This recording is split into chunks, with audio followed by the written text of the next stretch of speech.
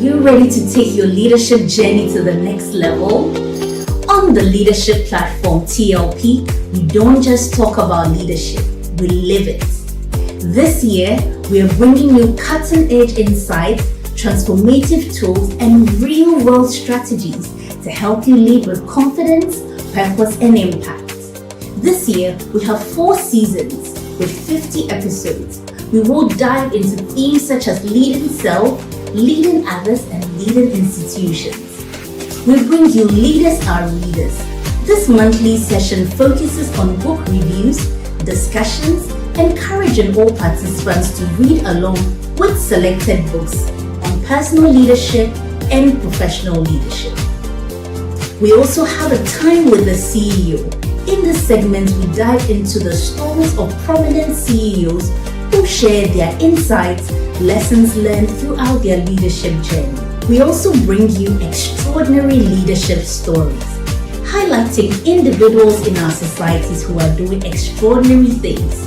This segment inspires viewers with real-life examples of leadership in action. We will bring you some brilliant minds, courageous leaders changing the narrative of Africa. We also bring you, finally, the expert-led sessions, which cover a wide range of leadership and personal development topics, providing practical guidance and actionable strategies for personal and professional development. The leadership platform is your go-to space for personal growth, professional breakthroughs, and meaningful connections. I am Joy Bunsu-Schmutz, co-host on TLP, and I will see you every Saturday, 7 p.m. GMT, live on YouTube and Facebook.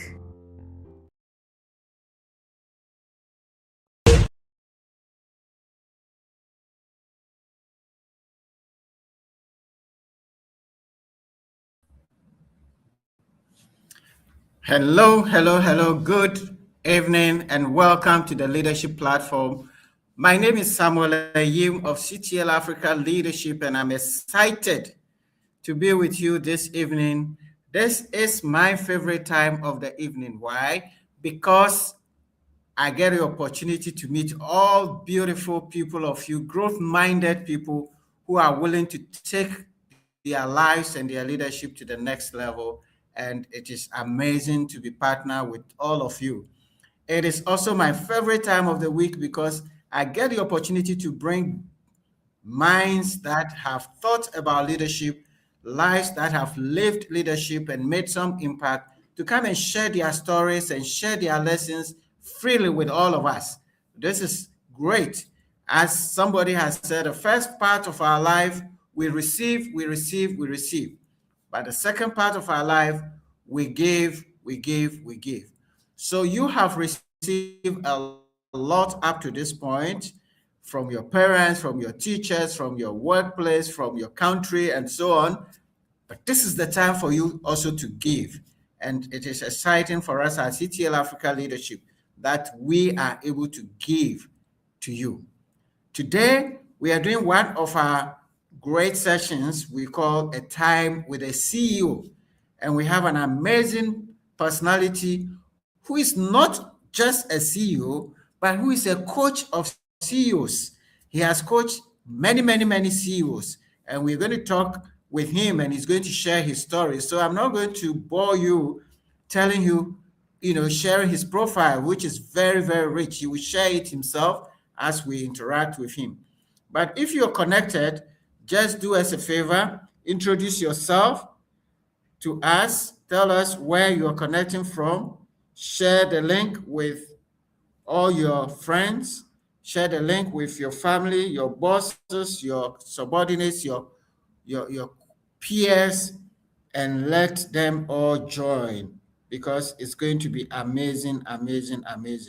So please just join us and let's start the journey. Tell us your name and where you are connecting from, because it is our pleasure to introduce you to the whole wide world. This is the Leadership Platform. Connect with us and let's rock. I'm going to bring my guest on right away so that he would join me on the platform to start the conversation. It is going to be an interesting conversation because this person who we are meeting today is my friend, is my fellow coach, and he's done some amazing things. He always inspires me to do more, to do more. And so, without much ado, let me bring on stage Mr. Robert Marshall Bennin. That name sounds like a fancy name. Coach. Robert, is that a fancy name? It's a fancy name. Yes, it's a fancy name. Yeah. Good evening to I you. could not have gotten it wrong. Because when you have Robert and you have Marshall and you have Bennin, it could not be, because like my people will say, if you are from the Ashanti, you are Kokudia or Boer and so on. And so you are from the central region, the fact is you are Woodson or Woodson and things like that. So thank you so much, Robert. It's a pleasure to have you on the leadership platform. Great. It's a pleasure to be here, Sam. It's amazing the work you're also doing on this platform. The last time we had a conversation, this is over 240 episodes. You've been resilient, and that's a mark of leadership. And I'm glad to be here and to share with the amazing learning community you have created. So this is wonderful. This is my third time, right? So I'm glad to be here. Yes, thank you very much. Yes. And we want to thank you. Actually, this is 254th edition. Yeah. And you've done 3 of them. So this is great. We love you for helping us do this. Good. Thank you. Wonderful. So let's get started, Robert. So many people are around. They want to know who is Robert. I remember one day, I think it was my first or second Live to Lead, and I met a lady in the audience, and I asked her after the introduction. I said, "So what do you do?" And sometimes she got upset. So what do you mean by what do I do? What do I do? I was taken aback and I was not sure where to proceed with the question. And these days when people ask me, what do you do? I'm also, challenged to have a straight. When I was in corporate, I was the group general counsel for the EcoBank group. It was easy. But what did that mean? And today I'm thinking about it when people ask me, what do you do? So let's go that way. By way of introduction, tell us a bit about yourself. What do you do? And who are you? Who is Robert Marshall Bennin? So then let me start not from the corporate, because sometimes that question can really, for those who may not be in corporate and our identities are tied to what we do in corporate, it may be a challenge. So let me try and start not from corporate. So now I can say that presently, what do I do? I'm trying to be a husband, a good father, a good son, a good brother, a good uncle, a good nephew. That's what I'm trying to do. Above all, I'm trying to be a good follower of Christ and also trying to be a good citizen to this country that I love. So that's what I do. And I try to do that every day. And then when we tend to the normal usual answers we give, which we tend to identify ourselves with the work we do in corporate. Currently, a couple of stuff. I have a diverse portfolio that brings me a lot of joy and keeps me busy. My main role now is leading Temple Advisory. where I am the Chief Learning Strategist, a role I proudly embrace. I can tell you that maybe I'm the only Chief Learning Strategist on the whole continent of Africa. So I love that role, because what I do most of the time, every day, is to learn and facilitate learning. So I'm an educator and coach. I learn and I facilitate learning because I believe that every individual, every team, every society, every organization, we all evolve with learning and leadership.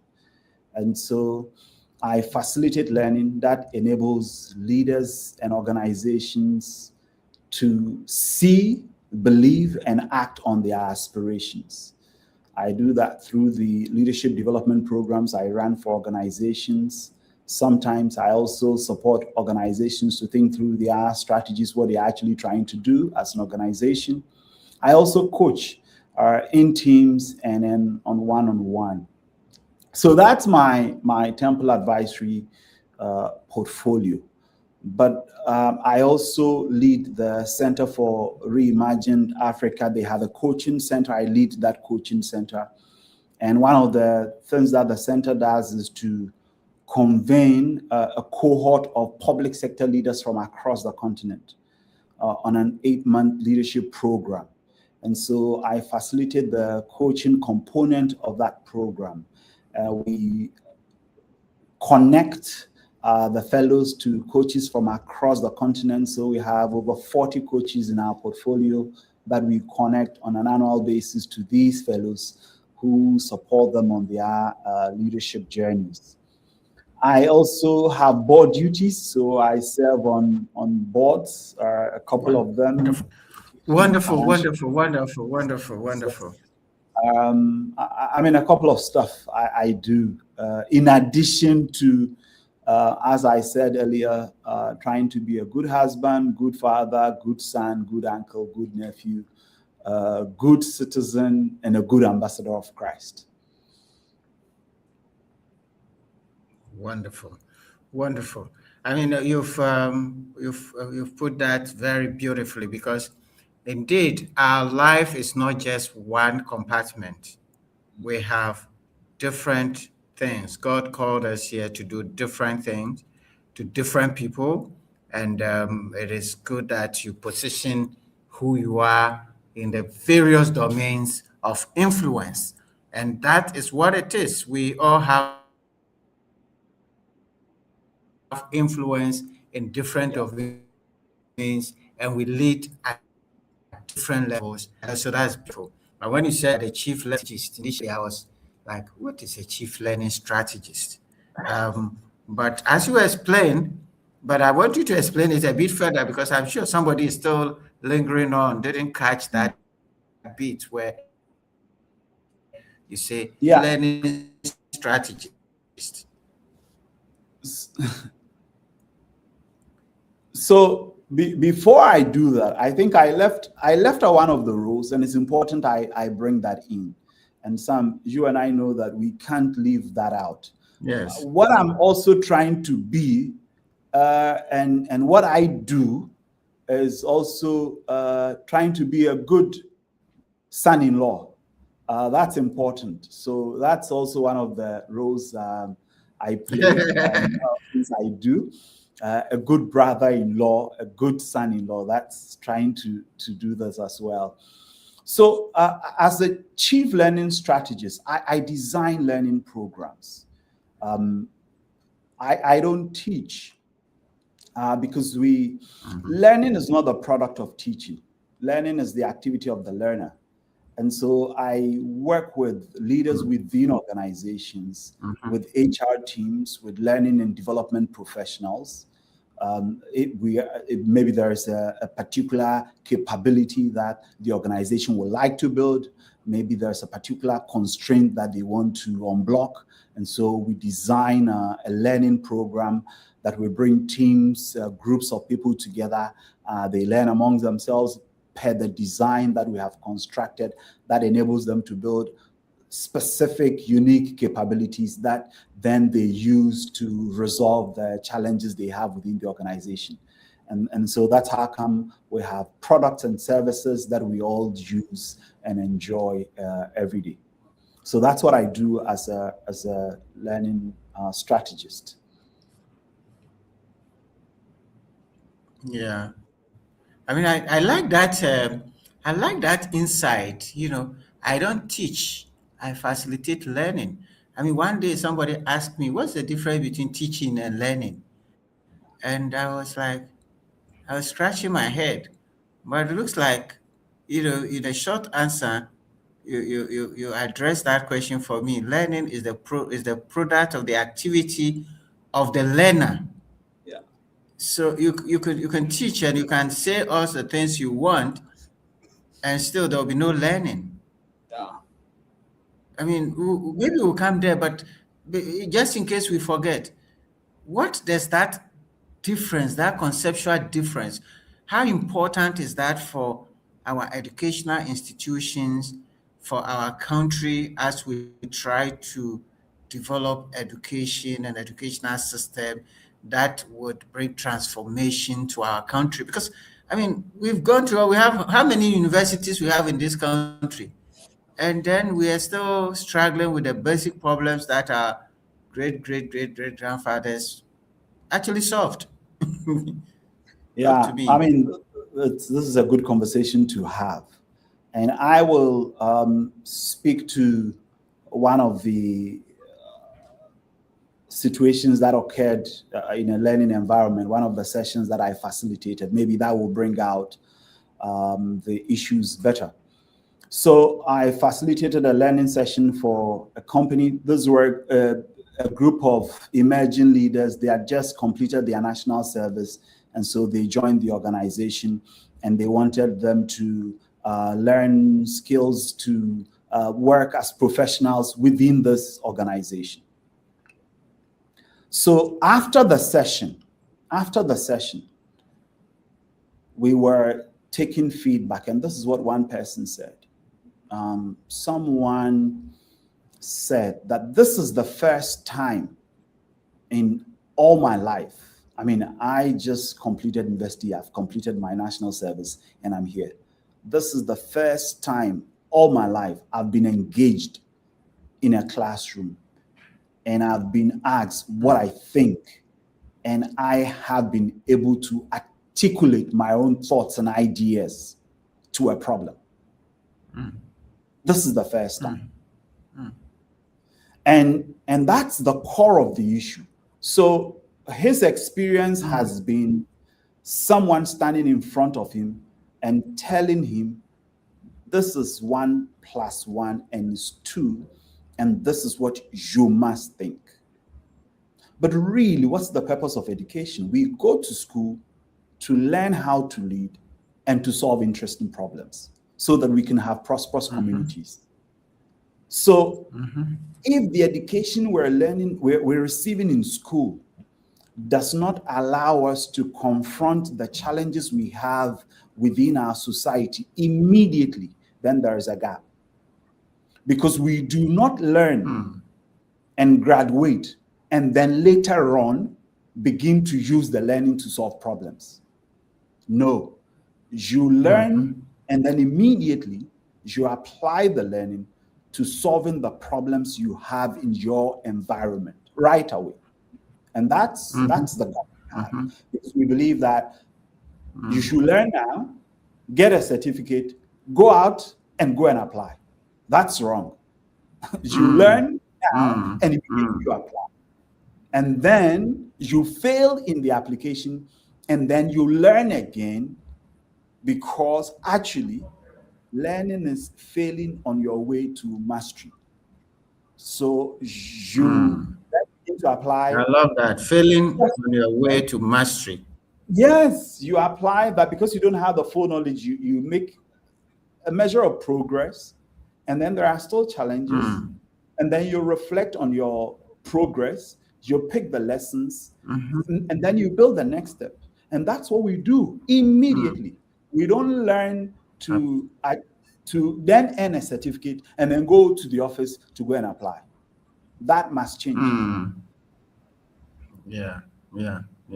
Absolutely. Thank you so much. I mean, this already, I think our time with you has been worth it with this insight. I mean, when we do leadership development at CTL and at the Maxwell group, we use an acronym and called the ACT, ACT. And from beginning of the class, I would say, guys, this is the method we're using. If you're taking notes, take the notes. And for those of you online, as you take the notes, maybe this can guide you. Use the ACT method. ACT. A means apply. What are you learning from Mr. Bennin now that you can immediately apply to your life? Write that down. 2, C. What are you learning right now that requires you to change something in your life? I mean, there's something you'll be going on forever in your life, and you feel like this thing has to change. What are you learning that requires you to change something in your life? And the T is teach. What is it learning? What are you learning now that you can teach to others so that they too can apply and change in their life, which is the extension of your influence and leadership. So I love what Robert is sharing with us. This is amazing. This is amazing. Thank you so much, Robert, for that. But I want us to start from the beginning. We started from the middle. Tell us a bit about your life. Where did you grow up in? What was the family environment? And because we all know that, you know, who you are now, yes, things have changed along the line, but where you started is where you built your basic fundamentals, beliefs, and so on. So lead us in a bit into your life from where you started. Yeah, I mean, it's taking a village to really bring me to where I am today, and it's really a big village. Wonderful. You know, I started out growing up in South Pond with a lot of history, and now looking back, I even wish I knew that history and I'd engaged with it properly while growing up. I went through school. Again, the challenge we're talking about with our education. I went through school, and later on in life, I got to know the history surrounding my community and the experiences I had. And if I had known them much earlier, I believe it would have even been more impactful. So, yeah. I mean, it was just a typical normal home.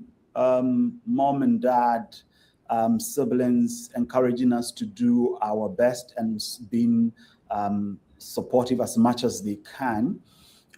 Well, my mom, very entrepreneurial. My dad also entrepreneurial, running their own businesses, enterprises.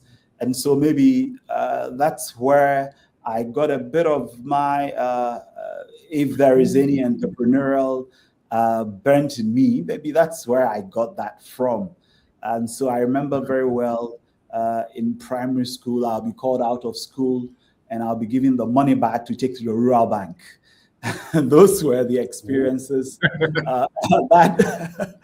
that shaped me. We will count the money that mom will receive from all those who will come to buy the wares. We ran a shop. We sold in Mankesim, which is very close to Salt Pond. But we also tried a lot with dad's firm hand and encouragement to stay focused on our schoolwork. And there were great teachers at the time who held our hands and supported us. So my secondary education was also in Salt Pond Methodist High School. Very proud of what the school did to us, not only me, to all my friends and colleagues. And I mean, the story there is that really it's about the people you engage with, not necessarily the buildings. The school is the people, the teaching, the learning that takes place. Because if we talk about the infrastructure and the facilities at the time, we were just trying to do with the best we have at that time. And so by God's grace, I remember very young, I was in the choir, I was in the school choir, I was in the church choir, and the choir ropes were very big for me. And so the women will use their head to tie the cassock around my waist. I'll pull it up, find a way to wear it. That was the environment. We learned to make our own play items, and with the support of the village, this is how far we have come. It's just God's grace. Yeah. I mean, the way you started just got me back into my village. I think it was just this afternoon. I was sharing with somebody, how I grew up in the village, and I like communal eating. When I'm eating with a group of people, I'm able to eat more because that's how I grew up in my village. When my mother cooked, we invite all the children of the same age group, maybe 6, 7, 8 of us around the same bowl, and you have to compete to get as much of the food as possible. And it was fun. And when her mother cooks, we are invited, all the mothers in the, in the environment cook. So every evening I eat from 6, 7, 8 homes before I sleep. And, so when you talk about being a product of the village, it's actually, it makes sense. And connecting your story of your parents to the way you also began in trying to be a good husband, good father, good family person. I just want you to focus a bit for us on that, because these days, even the concept of marriage, the concept of family and its role in our lives and so on seem to be diminishing. So, before we move from there, what will you say that your family background, as you've given us a bit of it, how has that shaped you?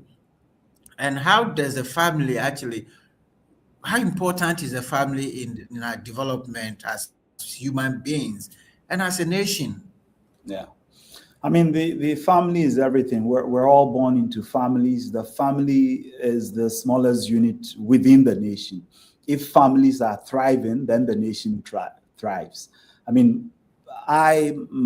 dad was always home, very supportive, very encouraging. Mom was always, there was always family around me. I found it very difficult for the first time when I traveled to the UK for my master's and I had to live alone and to sleep in a room alone.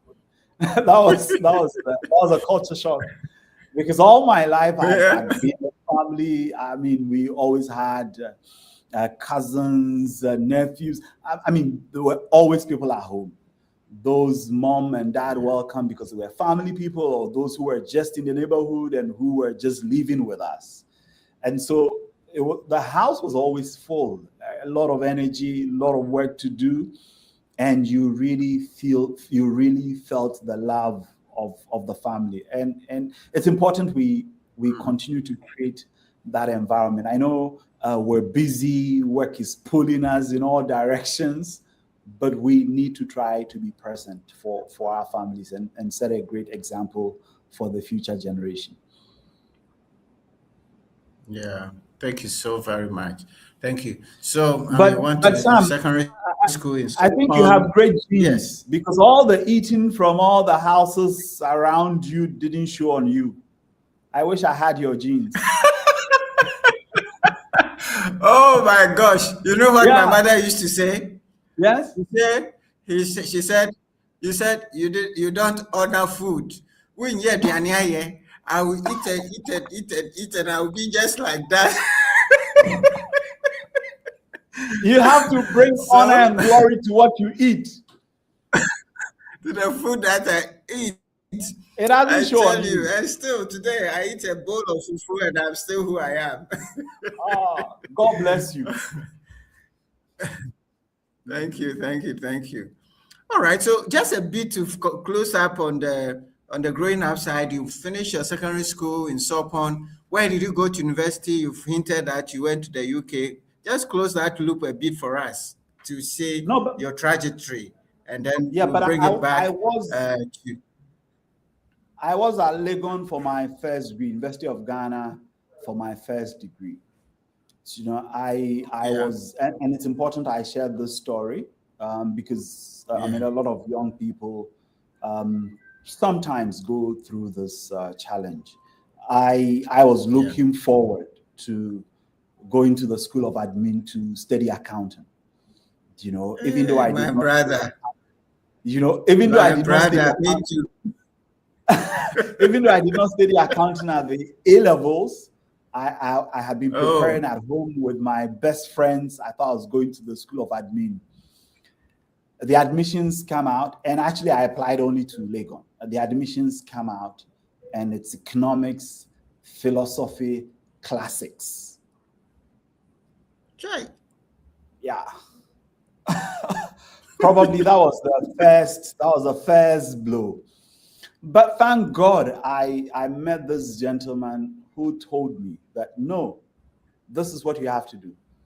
So long as you have economics in there, that's okay. You can major in economics. And I do not regret going down that path. My lessons in classics toughened me up. Same as the time I spent in the philosophy department. I mean, economics was amazing. I enjoyed it, did well, and then I continued from there. But beyond the academics, my time at Legon was also, I mean, was a blessing because of the people I met, the church group that I was part of, an organization I formed. And I can actually say that what I do now is just similar to what I was doing when I was just about leaving University of Ghana, because I created this organization and the objective was to support every university student to live out their potential and to build capacity to serve their nation. So we call the organization Achievers Foundation, and the motto was Achieve the 7-hour generation. And that's how my leadership journey started.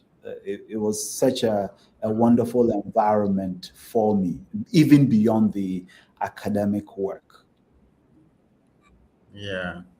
I mean, that's amazing. That's amazing because you see, a lot of the time it's like we feel like, oh, we just go to school and go, like you said, you go and learn, and after you get your certificate, go and find something to do. But what I'm hearing you, and your story is similar to mine because I also wanted to do admin, and then by the time the results came out, I found that it was law, economics, and sociology. And that was the biggest blow. And I had to fight for a whole semester to change the law because I heard that lawyers, when they die, they are buried upside down and they will go to hell straight. So, so I didn't want to study law. But one old man looked at me and said, young man, you don't know what you want. Yes. You small boy, they've given you law, you don't want. You know how many people are fighting to go into the law faculty?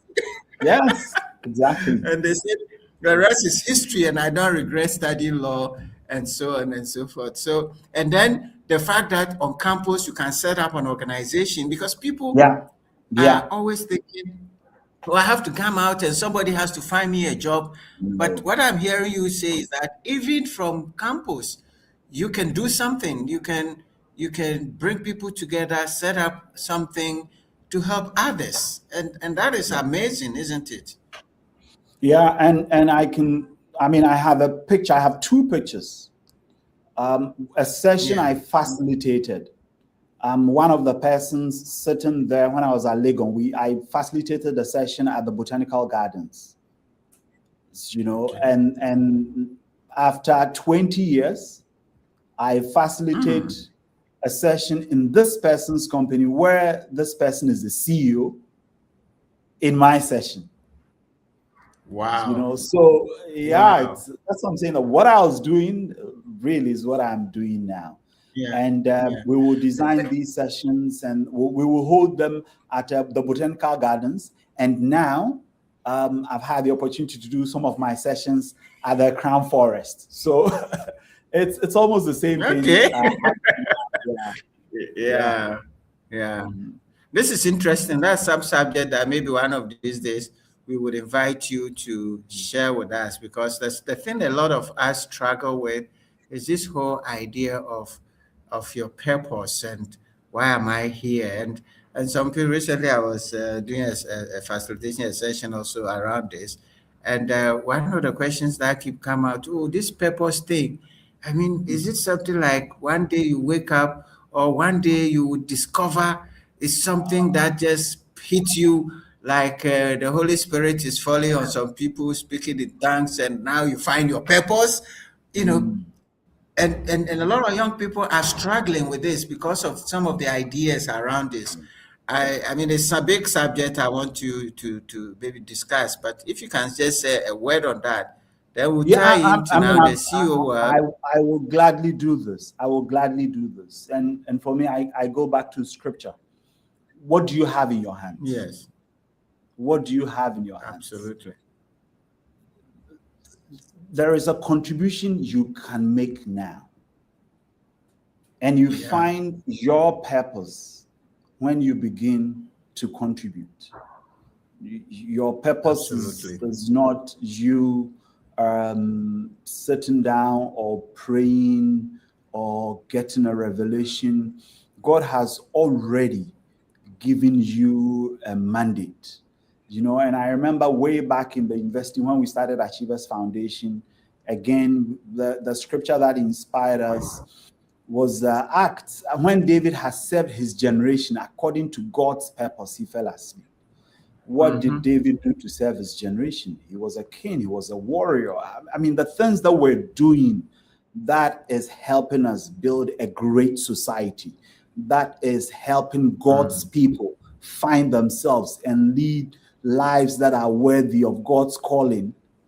That's our purpose. And so what I tell young people, I come across every time, whatever you have in your hands, start moving. You just have to take the first step, and some way, somehow, God will make it possible for you to take the second. But you must move. You can't stay still. Absolutely. Thank you so very much. So now let's come in. We call this session a time with the CEO. Basically for people like you, who are CEOs, who are running organizations or helping CEOs.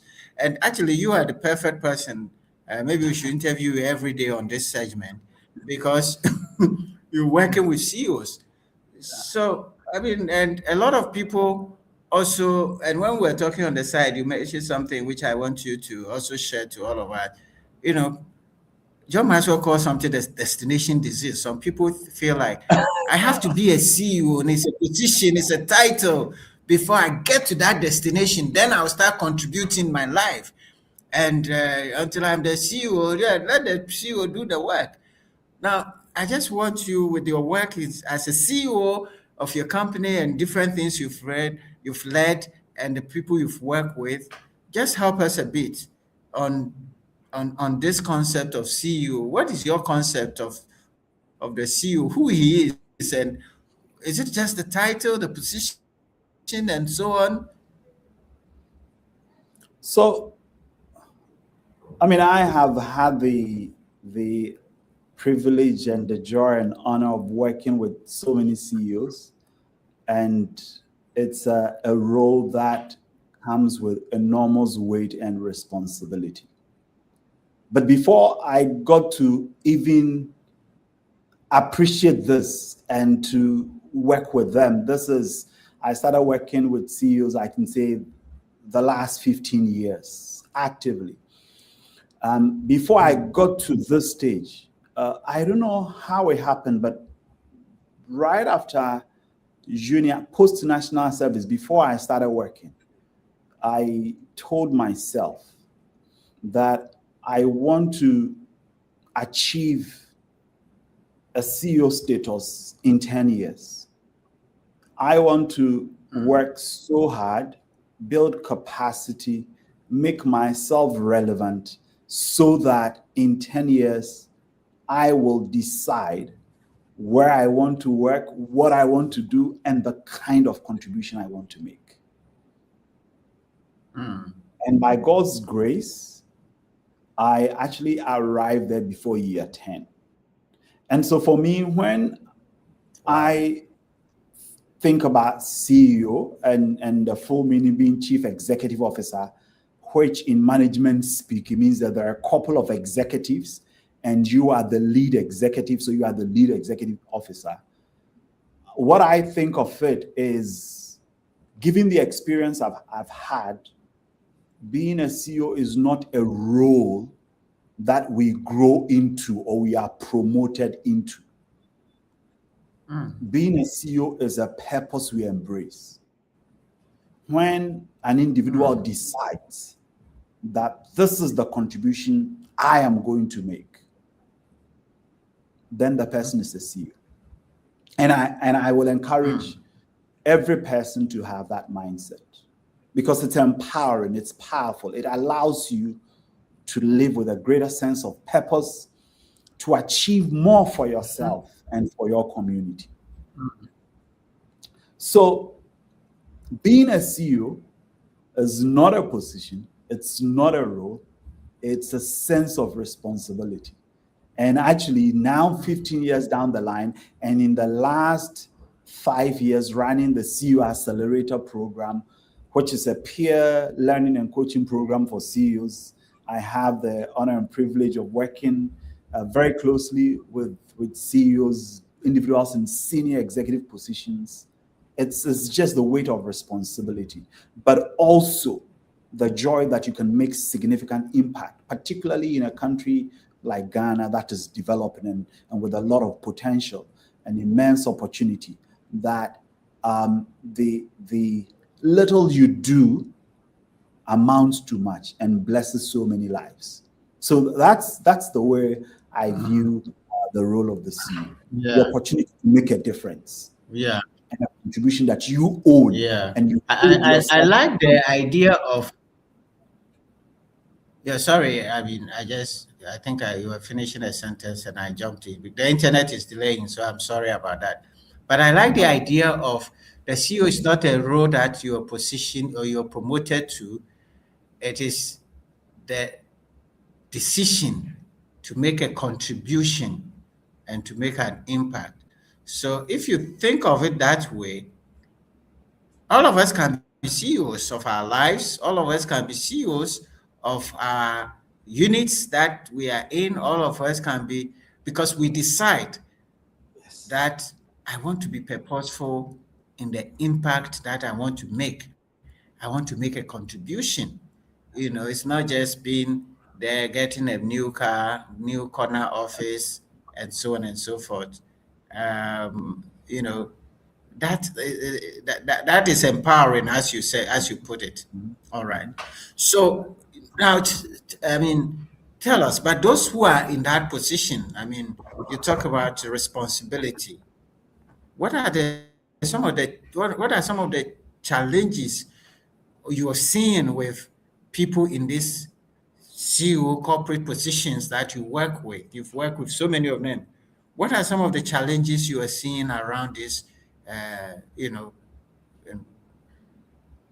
What are the things that make somebody a successful CEO? What are the obstacles in his way? And so on and so forth. What have you learned about this? Which, in a sense, is our life. If you understand it the way you put it, what are the things that make you successful in your own life or whatever, in your contribution? The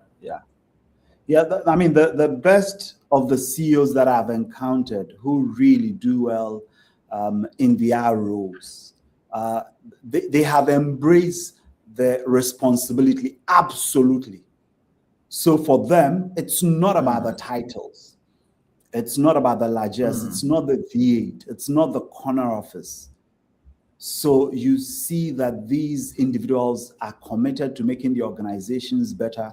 They are actively supporting and developing others, growing the next line of leaders. They are engaging customers and stakeholders within their community.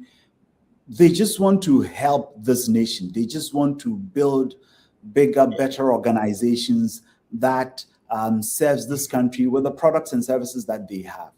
And for them, it's a sense of responsibility. That's what I have found. They really love what they are doing. And what then sometimes becomes a challenge is they throw themselves into the work, and it's the work alone.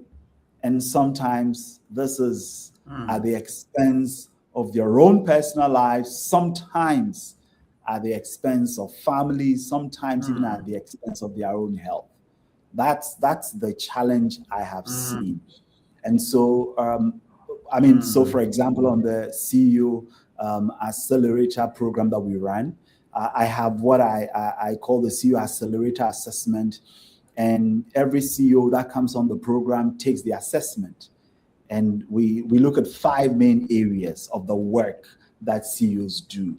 And so CEOs, obviously, first role, you're creating strategic alignment. There is a vision, and you want to align the team towards this vision, so we're all rolling in the same direction and achieving the same strategic objective.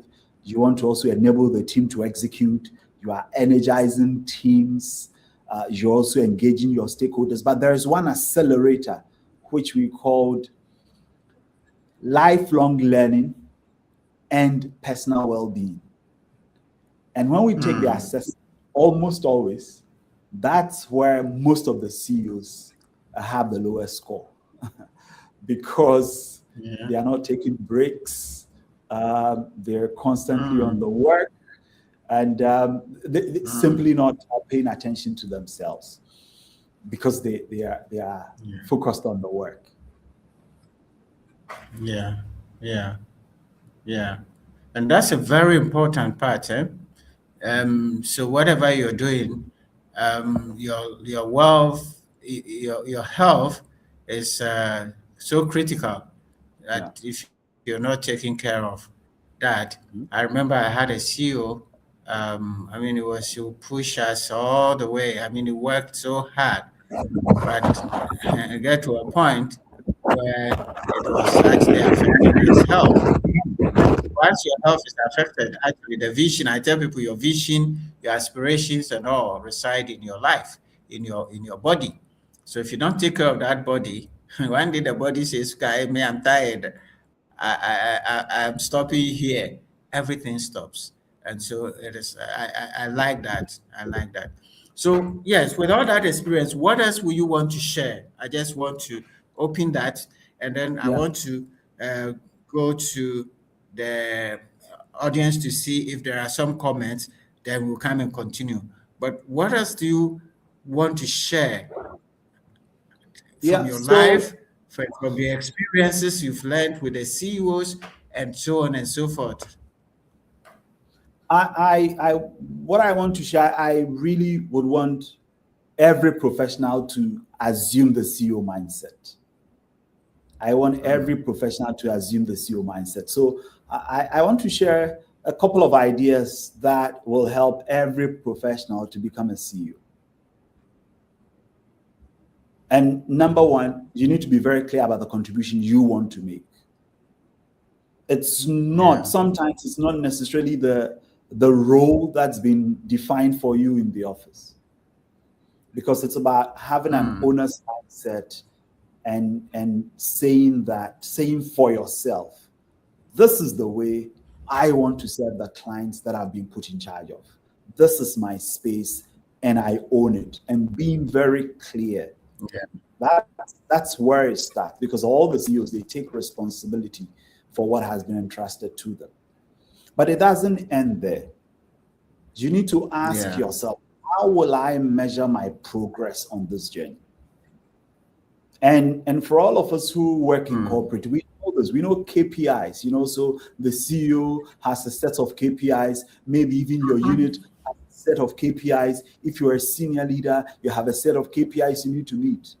But you don't have to be a senior leader. As a young person, first day at work, you can actually look out for the indicators that you will use to evaluate your own success. so you can determine whether you are making progress or not. That's second step. This is second step on becoming a CEO. Number 3, you need to cultivate the network and build capacity that enables you to make the contribution you are committed to making. This comes through actively learning, seeking mentors, engaging others in your space, because you want to be able to make a contribution and you need to learn to do that really well. And number 4, you need to evaluate your practice. So every month, every quarter, every year, in the same way the CEOs will sit with their leadership teams, with their management teams, with the organization, and evaluate how far they've come. So every month, at the end of the month, when you collect that paycheck, you also need to ask yourself, how well have I done? The things that I said I am going to do. And sometimes your personal KPIs will be more than even the KPIs that have been set for you by the organization. And because you're a CEO, you also then need to begin to share your progress with your stakeholders. And some of us do that really well. Sometimes we're sharing, we wait to only share the big milestones on social media. But you must have in your own tribe, in your own village, some significant others who support you, some of the leaders in your department, your organization. You need to share your progress with them. I see this as the path to becoming a CEO, because it's a mindset. It's not a role that you need to wait to be promoted into. Sometimes we forget that our own energy, our own enthusiasm, our own vision is the greatest resource that we have. And so we need to nurture that. You need to be very clear. This is the contribution I have to make and I want to make.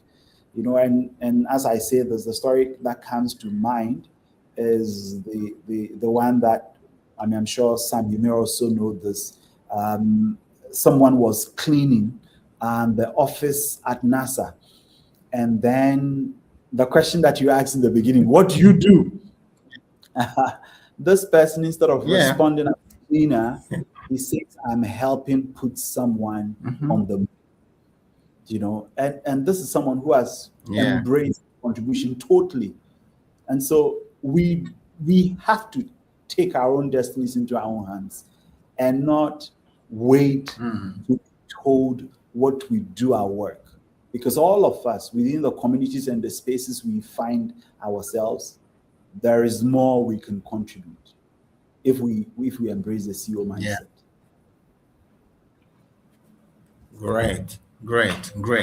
I love that. I picked, embracing the CEO mindset, determining your contribution that you want to make, set the benchmark against which you're going to evaluate your success. Maybe if I didn't get it well, you want to reformulate. Build a network and the support system that will enable you to be able to grow. There were 4 points you mentioned, but I think I've captured only 3. Maybe I missed one. No, you've captured them well. Then share your progress with your stakeholders. Share your progress. Share your progress with you. And actually, that's very important. That's one thing that I personally am very weak at, because sometimes I just want to, I don't know, there's a sense of, whatever I've achieved, I feel like if I'm sharing it, it's like you're bragging. But I learned that, when you recognize the little progress you're making and you share it, it motivates you, it encourages you, and motivates the people around you, celebrating the wins and so on and so forth. What is your experience around that? Sam, it's a very important point. Sam, in your case, you will never be bragging, and I really want you to celebrate what you've done with this platform, because 250 plus sessions, keeping it going, this is something that you need to celebrate and keep sharing. You're not bragging at all. This is meaningful, and you've kept it going. So well done. You need to share it with all of us, all your stakeholders. all your stakeholders. Yeah. Thank you so very much. Now, there are a few people on the call. I don't want to leave them out. And we'll come back to you, but let's see. But before I go there, I want to, and what we are doing is creating this experience for you to move from one African city or the other and go and immerse yourself into the environment, to the corporate environment, the cultural environment, at the same time learning leadership and development. And the first point of call we are going in June is in Kigali, and we are taking the LDEX, we call it Executive Leadership Experience. We are going to Kigali for 5 days, taking about 20 executives, and we want you to be there, where we're going to run you with our 5 pillars of leadership development. It's called, we're going to have corporate institutional visits, where you're going to be exposed to some of the successful organizations in Rwanda, and we are going to also, take you to some of the cultural experiences where people would be able to do that. And the whole cost is about $5,000, but we are giving a scholarship of about 1,500 to people who are signing up as early as possible. There's a scholarship available of 1,500. So if you're able to sign up for 3,500, it covers your stay in one of the luxurious hotels in Kigali for 6 nights, all your food. We're going to go out to different restaurants in Kigali, and it's covered. All the internal transportation, all the institutional visits, all the tourist visits, the tour of Kigali.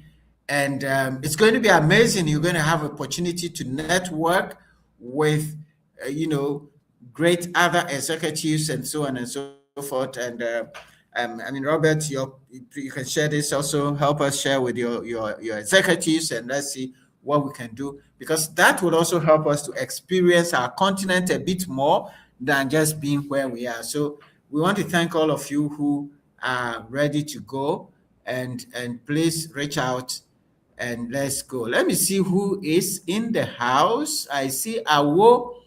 Awo is here. Is it Awo Fiajo, or I've seen Rockstone? So I don't know which of them is using Awo's address. I'm also saying Rosalind, thank you so much. Rosalind Platt is here with us. Thank you very much for joining. Who else do I see? I see Wavo Vignon. Wavo, how are you? From Togo, I guess. Thank you so much, Wavo, for being here. I see my good friend Olivia Okine with us here, and I think she's sharing some things. Says greetings and peaceful weekend to CTL team. I know she said a few other things. We also see the name is not, it's like Sam Consort. Okay, it's Emmanuel joining from Santa Maria. All right, let's see. I see Gifty Annan Myers is also here. Gifty, what is Gifty saying? Says, greetings. We have had you twice in the Anglican Diocese of Accra Professionals Ministry. Oh, okay. So somebody confirming the work you are doing there. That's great. Learning is an activity of the learner. Somebody is learning something there. Great. Let me see. Who else?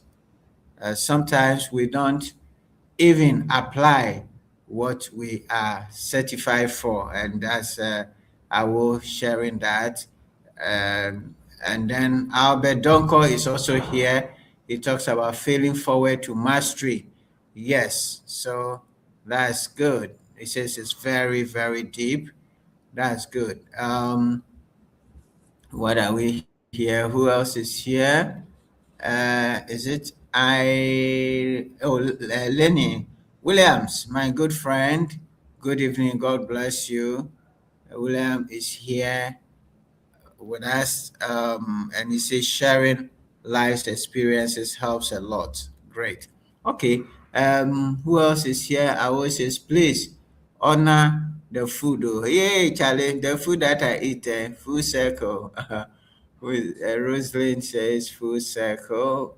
Okay, you find your purpose when you start to contribute now. That is indeed right. Okay, so what do you have in your hands, and some of the learning from there? CEO before you are 10 years, all right, that's interesting. Being a CEO is a sense of responsibility. Hello, Yakubu here, Traore, watching from Mali. Great, thank you so much, Yakubu from Mali. And Olivia Okine is saying, our health is our wealth, moment by moment. Many thanks for the session on the need to be intentional about relearning to love themselves as individuals first of all. Many thanks. Okay. Good. Elders in Kigali, yes. Aofiajo, you're welcome to join. What's that one unique mindset that separates an employee from a CEO? Okay, so that's a question for Robert. Albert is asking, what's that one unique mindset that separates an employee from a CEO? I believe this has been shared, but Robert can throw more light on it. And Olivia says, so I extend invite to Lady Gifty, and she is referring to you, Coach Samuel, to the Anglican professional ministry. Oh, okay. All right. So I'm not seeing many more questions there, but there's one question from Albert, and maybe you want to take that, and then we will continue. Yeah, Sam, that's a good question. But I just want to remind Albert that the CEO is also an employee. So what one unique mindset that separates an employee from the CEO? The CEO is also an employee. But this is what happens. I mean, the CEO knows that there is no other person I can pass on the issue to. This is on my plate. This is under my watch. I need to solve it here and now. The challenge is that when we are employees at the first level, at the front line, we tend to feel that there is someone beyond us. And so we need to pass it on.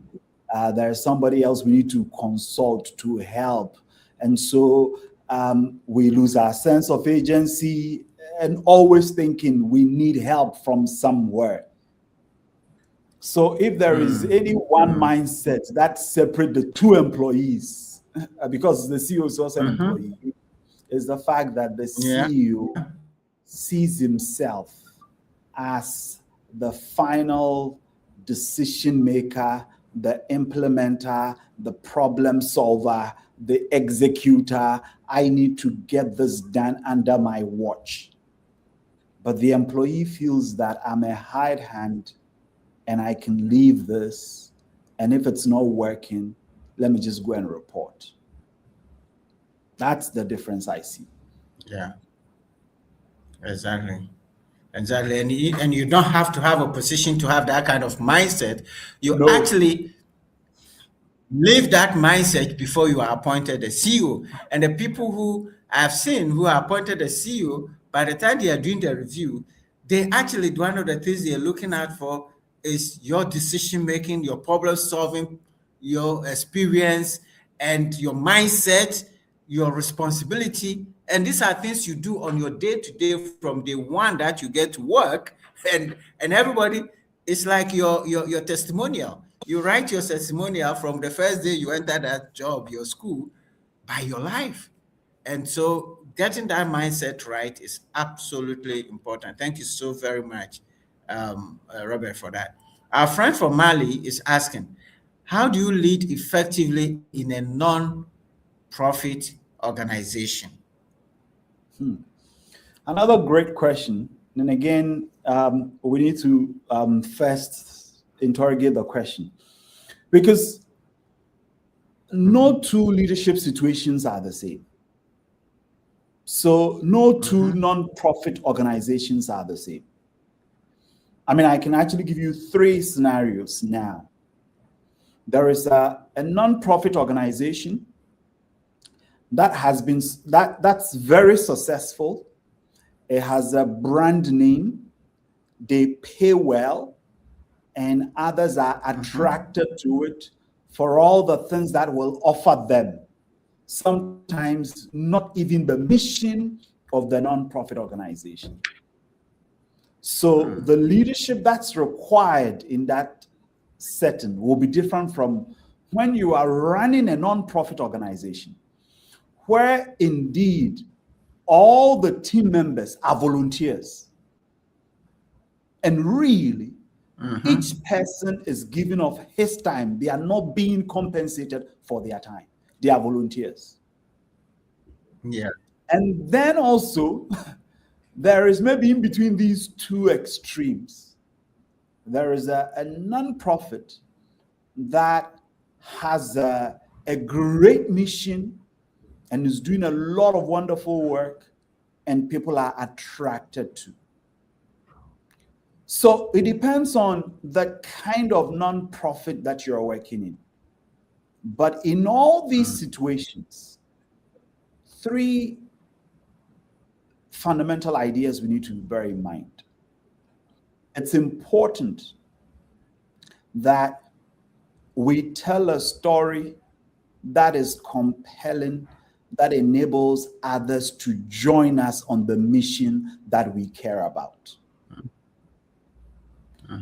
It's also important not to make your mission, not to make the mission of the organization your personal mission. And here I need to clarify. I'm not saying don't own the mission. What I'm trying to say is that the mission of the organization, particularly in nonprofits, that's what draws all of us to the organization. And so it's important that we always put the mission out there and we communicate it in a manner that encourages others to join us, because it's not about you.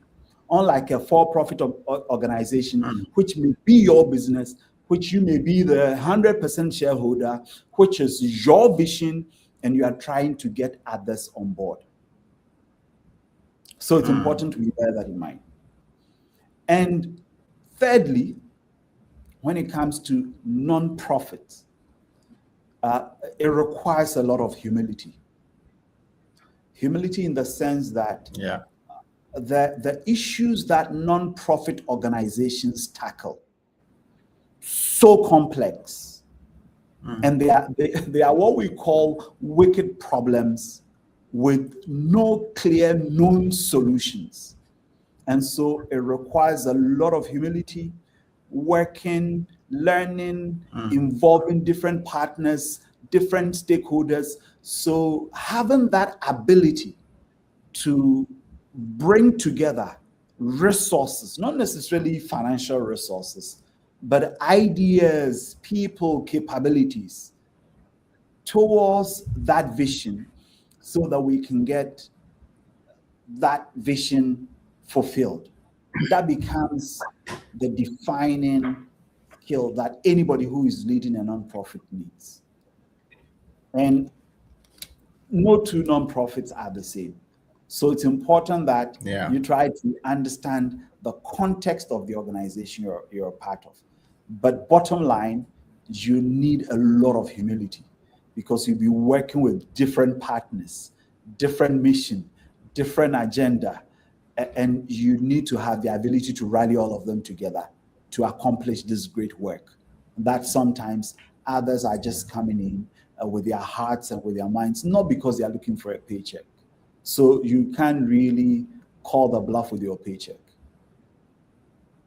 Yeah, great. Thank you so very much. Those are very helpful insights. Now, I think we have 15 minutes to run away. I want to tap into your personal philosophy, your principles that have guided you to this point. Person as a leader, what are your leadership principles or philosophies that that has brought you where you are, and which we think we can learn from? Yeah, I mean, Sam, thank you. There are three main ideas here, and the one that has taken the forefront now in my life. Again, it's from Scripture, because I mean, this is what Jesus told us: in this world, you will have many troubles, but be of good cheer, because I have overcome the world. I mean, every day, whether in your personal life, whether in your professional lives, in your professional life, you will hear stories of war and rumors of war. There will be challenges, there will be chaotic moments, but be of good cheer. There is always a silver lining to that dark cloud, and remember that heaven is watching over you.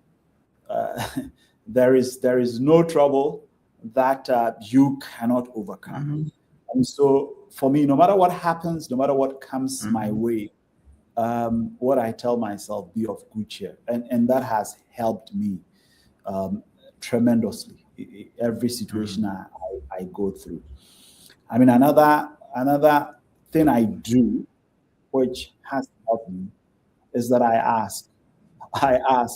I'm almost always asking for support, asking for opportunities, asking for favors. I mean, I ask because, again, Jesus told us, if you do not ask, you will not receive. So if you want to receive, Matthew 7:7. Matthew 7:7. If you don't ask, you will not receive.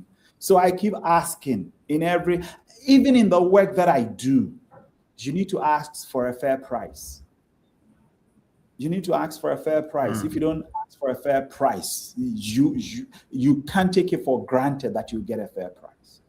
So you're always asking, and that has been something that I do always.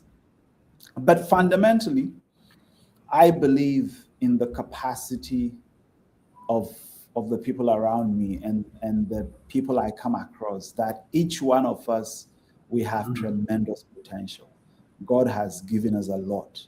If we will just believe and see what we have and begin to act, I think we can all fulfill our aspirations. And that's what I try to do every day, that I can believe in the capacity, the God-given capacity that I have, and try and act on that capacity. It helps significantly, because I mean, in this work, there are times that you're wondering whether you have the capacity to resolve some of the issues that you are called into to actually deal with. You know, there are moments it's like an emergency doctor.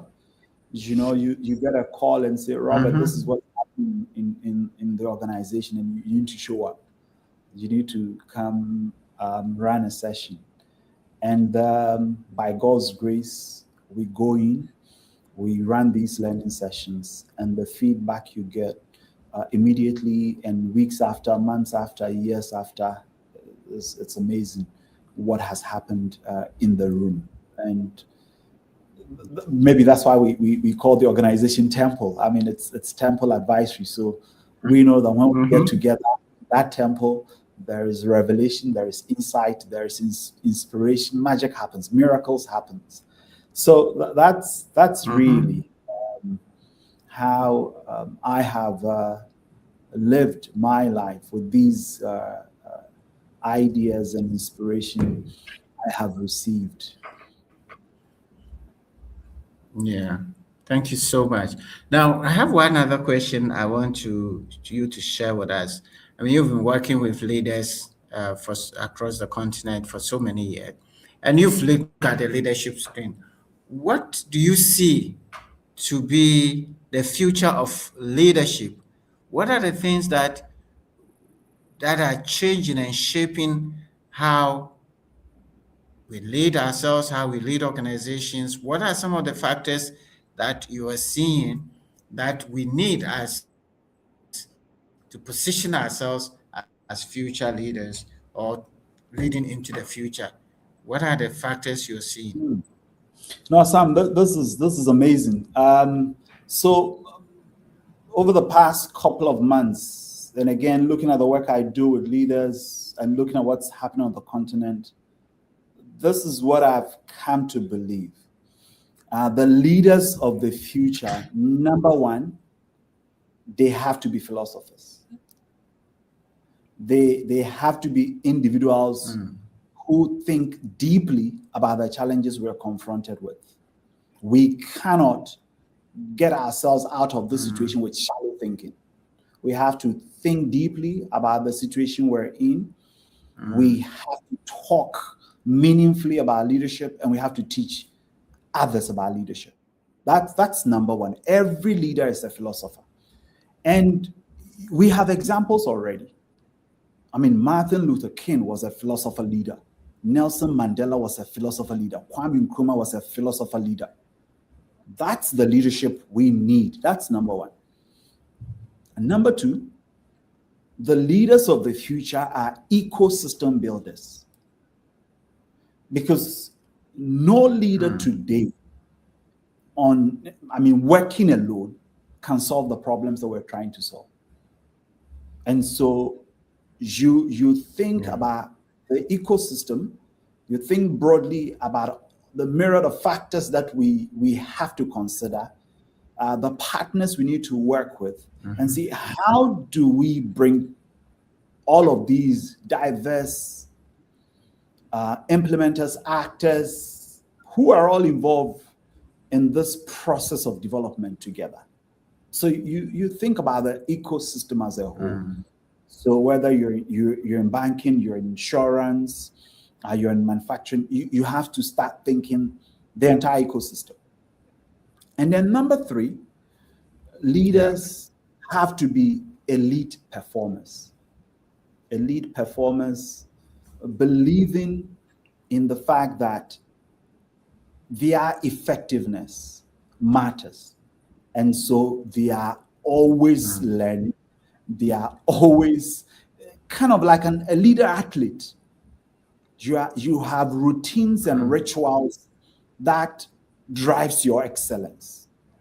Because so much is expected of leaders today that you can't just wing it.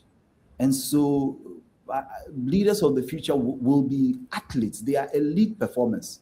Your sleep is important. Your physical wellness is important. Your own learning is important. Your self-awareness, your ability to reflect on your own learning progress, mistakes, harvesting learnings, and using that to power your own progress becomes important. So you are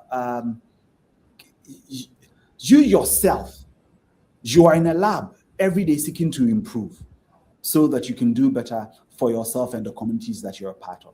That's how I see leaders of the future. And one final thing, leaders of the future have to be engaging conductors. I listened to a podcast, an interview that Aliko Dangote gave this week. And if it had come from an ordinary person, you'll say that he's naive. Because if you look at the challenges we're confronted with, you will say that I mean, this is too much, and there's no way Africa can make progress. But coming from Aliko Dangote and what he's done and the future he sees for Africa, I mean, if you're a young person, this is your time, this is your continent, this is where God has placed you, this is the future. You should not allow anybody to confuse you about the future that we have together on this continent. You need to start doing something. Absolutely. And if you look at what you can do, not in 1 month, but in 1 year, in 10 years, in 20 years, in 30 years, in 40 years, it's immense. Yeah. So we need to have faith in our hearts about the future of this continent. And the leaders of the future are those who are filled with unbridled optimism about this continent's future. And on the basis of that, go to work every day, putting their shoulders to the wheel to create the prosperous future that we all desire. Yeah, amazing. And I love that. I mean, Africa, nobody's going to build this continent for us. People are celebrating. IMF is going, hey, hooray! Well, they're not going anywhere. They've never been away anywhere. They're just sitting at the corner. The whole world have an interest here. We have to own our own continent. We have to own our development. People may help us, but if we don't take the responsibility and have as we're learning today, the CEO mindset, which is a responsibility mindset. What is the contribution I want to make? What is the impact I want to make? We are not going anywhere. So please, I love this. We have to believe in our continent. Yes, every day things go around. We see the negative things and we are made to feel as if we are powerless and we can't do anything. But actually, like you said, it's not one day thing. If we look at it, what we can do today and everything will change, then we'll get discouraged. But if we look at, it as a process and doing it every day for the next week, the next month, the next year, the next 10 years, we'll be able to make a difference. So I love that. Thank you so much. Somebody is asking about the Achievers Foundation. Is it now on campus or you took it away when you left? Yes, so there is Achievers Network now on campus. There's another young person I know who has also doing something similar. James Kojobwe, you can find him online, and he's running the Achievers Network on campuses, and it's amazing the work that they are doing. Wonderful. All right. So we have just a couple of minutes, and so I'm going to just ask you to give us your final thoughts, and if there was anything else you wanted to share with us that we didn't specifically ask. But I have learned a lot. It's been an amazing session. Learning from me, I'm challenged and encouraged, and I believe that the people on the line are also. So over to you, Jolate. Give us your final thoughts. No, Sam, thank you very much for inviting me here and giving me the opportunity to share. It's been a joy having this conversation with you and all those who have joined the call today. I believe I saw a message from Auntie Gifty. We did some work with the Anglican Anglican professionals. So Auntie Gifty, yes. A great evening to you. I mean, this is what my concluding remarks. I mean, it's just been a blessing over the past couple of years, the opportunities I've had to do the work that I do. And I mean, over the past couple of years, I've seen a lot of my clients joining what I call the 1 billion revenue club. So this is companies in Ghana actually exceeding 1 billion Ghana cedis in revenue.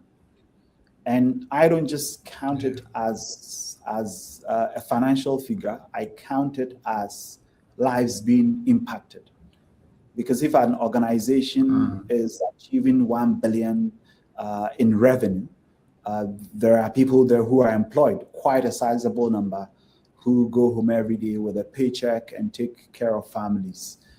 They are doing something amazing with some wonderful product or service that they are offering to our communities. And I've seen a lot of companies cross this mark, and a lot of clients I have who also in the next couple of years will be crossing this mark. So really, a lot is changing on our continent. If all of us will adopt a CEO mindset and say that under my watch, so long as I am here on this continent I call home, I will take responsibility for its future and its progress and make a dent, make a contribution wherever we find ourselves.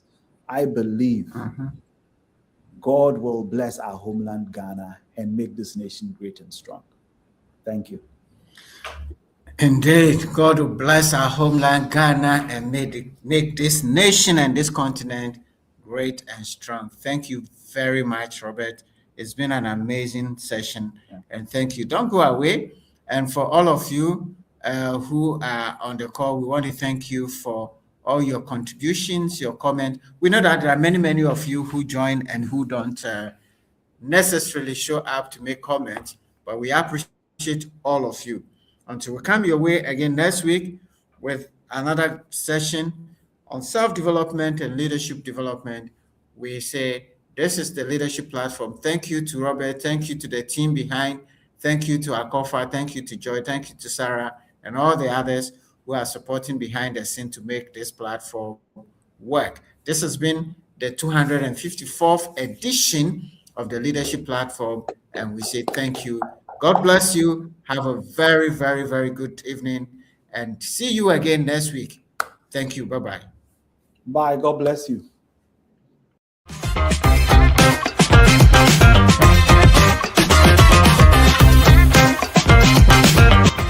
And by the way, if you haven't subscribed to our channel, do that now.